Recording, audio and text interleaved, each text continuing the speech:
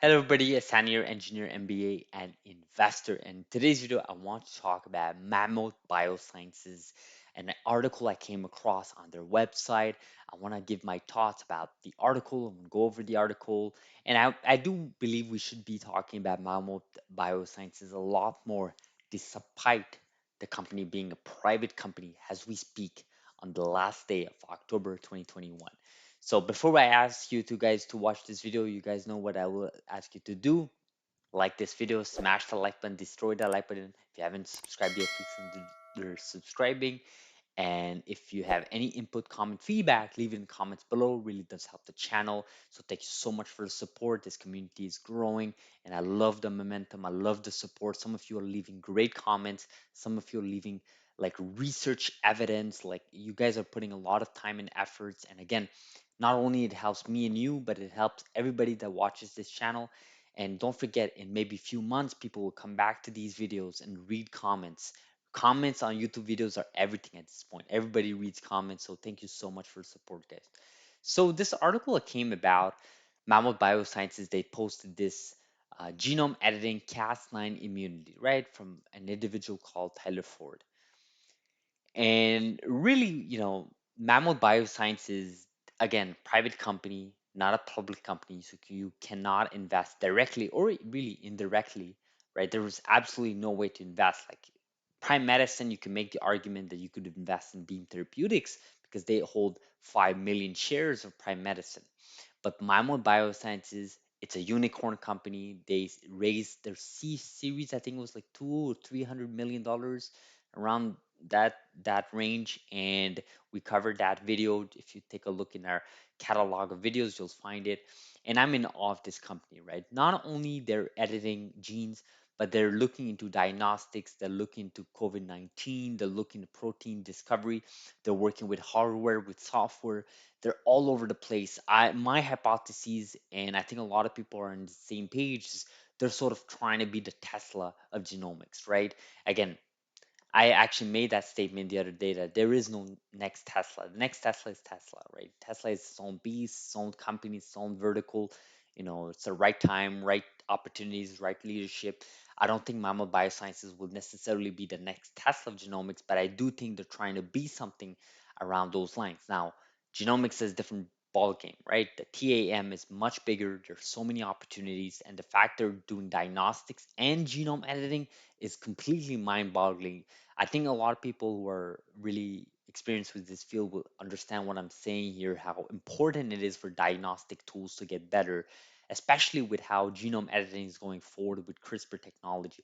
Whether that's, Cas9, nuclease cuts, base editing, or even prime editing, it doesn't really matter at this point. At this point, diagnostic tools are so important, especially in an era where we're trying to be proactive rather than reactive, as we saw with the pandemic of 2020 and up until today, right? I'm not even sure if we're out of the pandemic at this point, but anyways, that's off topic here. So solutions to Cas9, right? So this is what Mammoth Biosciences are sort of betting on, right? They're like, there's the standard CRISPR technology, right? And this is what we talk about: Cas9 edits, nuclease cuts, scissors analogy, basically what Editas, uh, CRISPR Therapeutics, and Antilia are doing. Whether that's ex vivo or in vivo, it's still first gen CRISPR technology, right? What Mammo Biosciences here they're offering is that while there's some immune responses to Cas9 that can lead to serious side effects, right?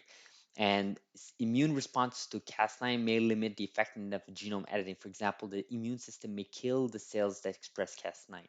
So basically, what's the article here is boiling down is that these first gen CRISPR cuts actually could have negative side effects, and it could not necessarily be the most efficient and best way to get where we want to go.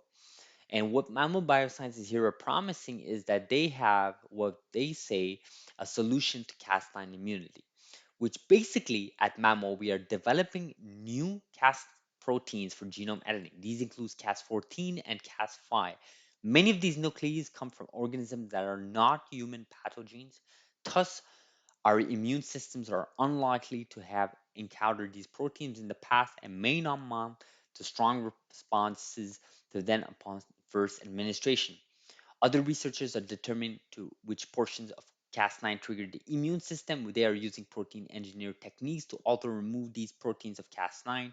Proof of concept studies show that engineered Cas9 variants are less immunogenic as a result, right? So basically here what they're going at is that they say that you know what, this problem of immunity with Cas9, we have a solution for it. And they're looking at what they call Cas14 and Cas5, right? They have a whole article on it. Let's just go really quickly on it just to see what this article is about. But you can see here they're working Cas14, Cas5, right? The benefits of Cas14, Cas5, right? What are the benefits, right?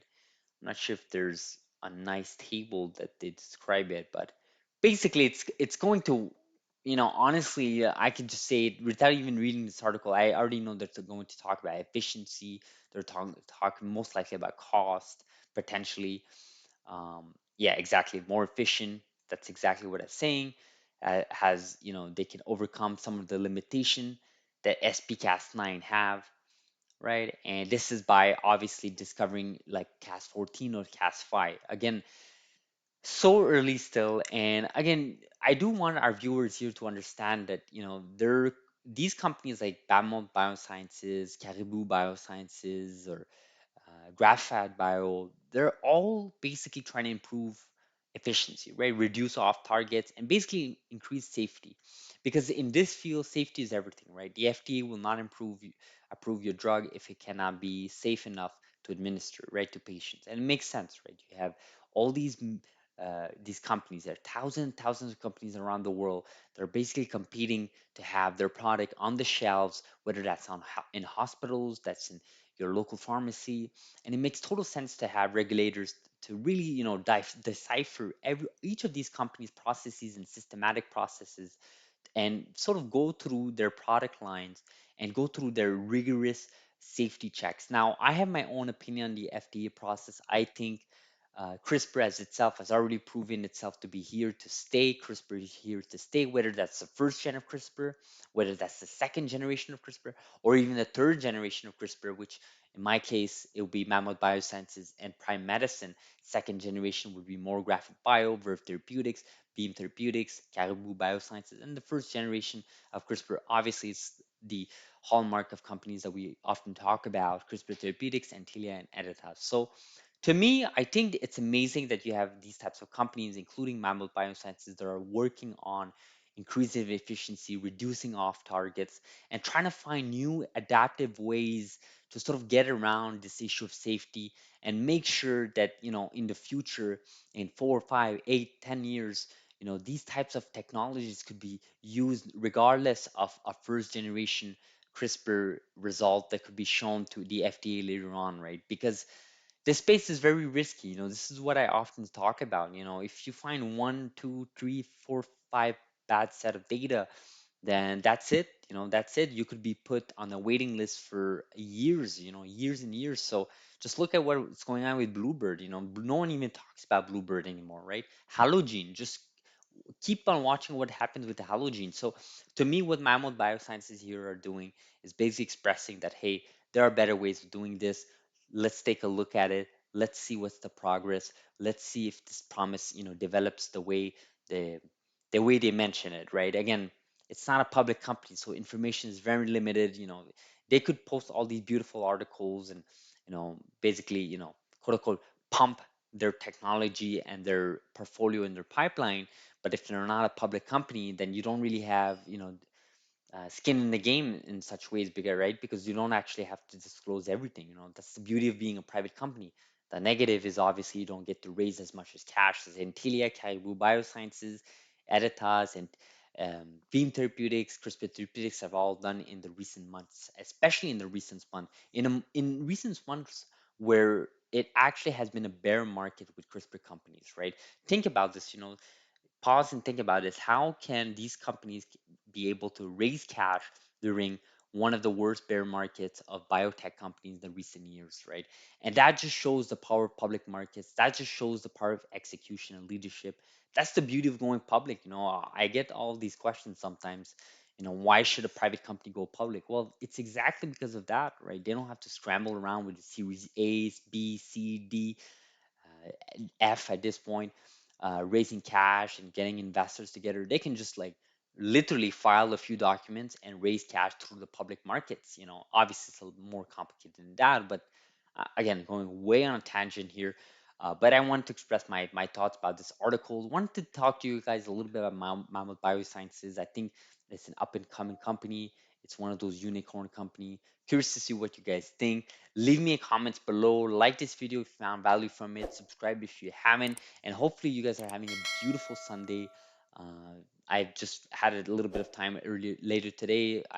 Couldn't really post a video earlier today due to some obligations. So hopefully you guys appreciate this weekend. So we will see each other in the next video. Thank you so much for watching. Thank you.